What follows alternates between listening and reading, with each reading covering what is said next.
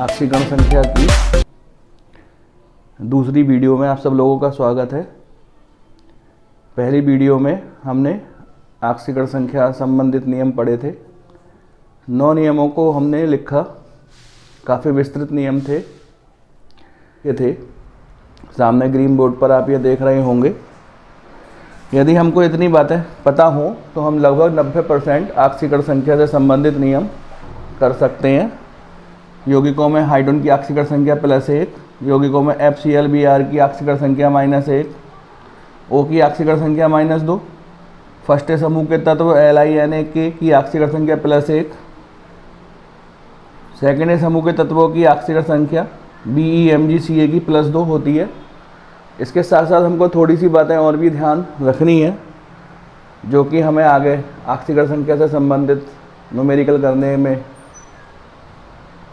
सहायता देंगी। H2O ये पूरा का पूरा जो यौगिक है उदासीन है, इसकी आक्सीकरण संख्या 0, CO2 की आक्सीकरण संख्या 0, CO कार्बन मोनोऑक्साइड की आक्सीकरण संख्या 0, CN साइनाइड, आइसोसाइनाइड NC इनकी आक्सीकरण संख्या -1, NH4+ के एक आवेश की आक्सीकरण संख्या +1, CO3 -2 आवेश इसकी आक्सीकरण संख्या -2, SO4 -2 आवेश हैं, इस पर -2 आक्सीकरण संख्या होगी। हम जानते हैं नियम नंबर 1 से कि जो यौगिक मुक्त अवस्था में होते हैं उनकी आक्सीकरण संख्या 0 होती है, और जिन यौगिकों पर जितना आवेश होता है वही उनकी आक्सीकरण संख्या होती है। आइए प्रश्न हल करते हैं। सामने लिखा है, निम्न यौगिकों में तारांकित तत्वों की आक्सीकरण संख्या ज्ञात कीजिए। KMnO4, इसमें Mn के ऊपर ये स्टार लग रहा है, इसकी आक्सीकरण संख्या हम ज्ञात करेंगे। किसी यौगिक की आक्सीकरण संख्या उसमें उपस्थित तत्वों की आक्सीकरण संख्या के बीजगणितीय योग के बराबर होता है। इसको हम इस प्रकार से लिख सकते हैं, K की आक्सीकरण संख्या 1 से गुणा कर दी, Mn की आक्सीकरण संख्या 1 से गुणा कर दिया, O की आक्सीकरण संख्या इसको हम 4 से गुणा कर देंगे, बीजगणितीय योग 0 के बराबर हो जाएगा। अब सामने जो टेबल लिख रही है उसमें हम इनके मान लगा देते हैं। K ये लिखा है, K की आक्सीकरण संख्या यौगिकों में +1 होती है। Mn की आक्सीकरण संख्या हमने Mn ही मान ली, ये हमको निकालना है। Mn की आक्सीकरण संख्या कितनी होगी? O की आक्सीकरण संख्या यौगिकों में -2, इसको सरल कर लेंगे, +1 Mn -8 बराबर 0, -7 बराबर 0। Mn की आक्सीकरण संख्या +7 आ गई। सवाल नंबर 2 की तरफ चलते हैं। Cr2O7 -2 आवेश, इसमें तारांकित जो तत्व है वो है Cr, इसकी आक्सीकरण संख्या हमको ज्ञात करनी है। तो Cr की आक्सीकरण संख्या 2 से गुणा कर दीजिए, O की आक्सीकरण संख्या 7 से गुणा कर दीजिए। इसका बीजगणितीय योग इस पर उपस्थित आवेश की मात्रा होगी -2।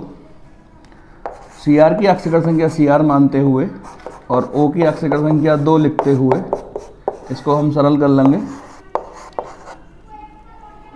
इस तरीके से। पक्षांतर कर दीजिए,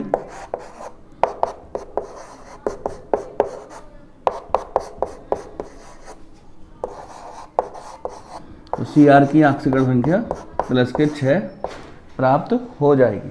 सवाल नंबर 3 की तरफ चलते हैं। PO4, इसके ऊपर -3 आवेश हैं और तारांकित तत्वों के रूप में P की आक्सीकरण संख्या ज्ञात करनी है। तो नियम नंबर 2 की सहायता से P की आक्सीकरण संख्या +4 O की आक्सीकरण संख्या बराबर -3, P की आक्सीकरण संख्या P मानते हुए और O की आक्सीकरण संख्या यौगिकों में -2 हम जानते हैं, सरल कर लिया। यहाँ पर गुणा करके माइनस के 8 पक्षांतर कर दिया,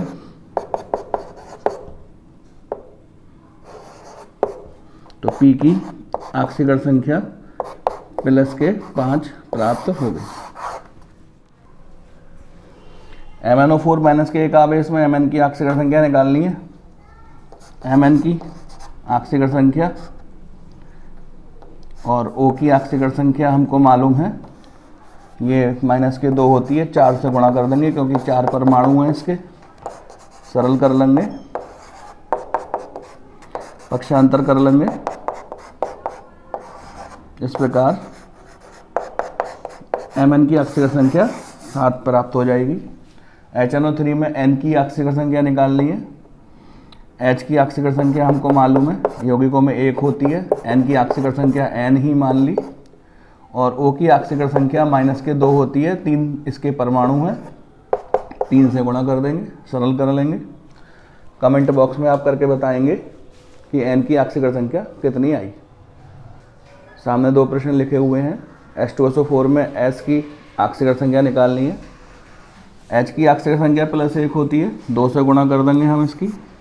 S की आक्सीकरण संख्या S, O की आक्सीकरण संख्या जो है माइनस के 2 होती है, 4 से गुणा कर देंगे, सरल करके हम S की आक्सीकरण संख्या प्लस के 6 प्राप्त कर सकते हैं। इसी प्रकार से अगला सवाल, इसमें C12H22O11, इसमें कार्बन की आक्सीकरण संख्या हमको प्राप्त करनी है। तो कार्बन की आक्सीकरण संख्या को हमने C मानते हुए 12 से गुणा कर दी, और हाइड्रोजन की आक्सीकरण संख्या यौगिकों में प्लस 1 22 से गुणा कर दी, और यौगिकों में O की आक्सीकरण संख्या माइनस 2 11 से गुणा कर दी। चूँकि ये एक उदासीन यौगिक है, अतः इसका बीजगणितीय योग 0 होगा। जब हम इसको सरल कर लेंगे तो C की आक्सीकरण संख्या 0 प्राप्त हो जाएगी। सामने 3 प्रश्न आपको करने के लिए दिए जा रहे हैं। Na2H2O7, इसमें आपको S के आक्सीकरण संख्या ज्ञात करनी है और कमेंट बॉक्स में कमेंट करना है। इसी प्रकार से 8th क्वेश्चन में HPO3, इसमें आपको P की आक्सीकरण संख्या ज्ञात करनी है। P2O7 माइनस के 4 आवेश, इसमें आपको P की आक्सीकरण संख्या ज्ञात करनी है। सामने 2 प्रश्न लिखे हुए हैं, इन प्रश्नों को आपको स्वयं हल करना है। FeCN का होल 6 माइनस के 4 आवेश, इसमें Fe की आक्सीकरण संख्या ज्ञात करनी है। तो आपको मालूम है कि Cn की आक्सीकरण संख्या माइनस के 1 होती है, तो आप यहाँ पे माइनस के 1 गुणा 6 बराबर माइनस के 4 करके इसको सरल कर लेंगे। इसी प्रकार FeCO का होल 5, इसमें Fe के ऊपर स्टार लग रहा है, इसकी आक्सीकरण संख्या निकालनी है। आपको मालूम है CO की आक्सीकरण संख्या 0 होती है। इस प्रकार से आप Fe की आक्सीकरण संख्या निकाल लेंगे। जो प्रश्न हमने हल किए हैं इसमें आपने देखा है कि आक्सीकरण संख्या ऋणात्मक, धनात्मक या 0 हो सकती है। इसी प्रकार से आक्सीकरण संख्या भिन्नात्मक भी हो सकती है। यही आक्सीकरण संख्या और वैलेंसी संयोजकता में अंतर है कि वैलेंसी कभी भी, संयोजकता कभी भी भिन्नात्मक नहीं होती है, वह सदैव पूर्ण संख्या होती है।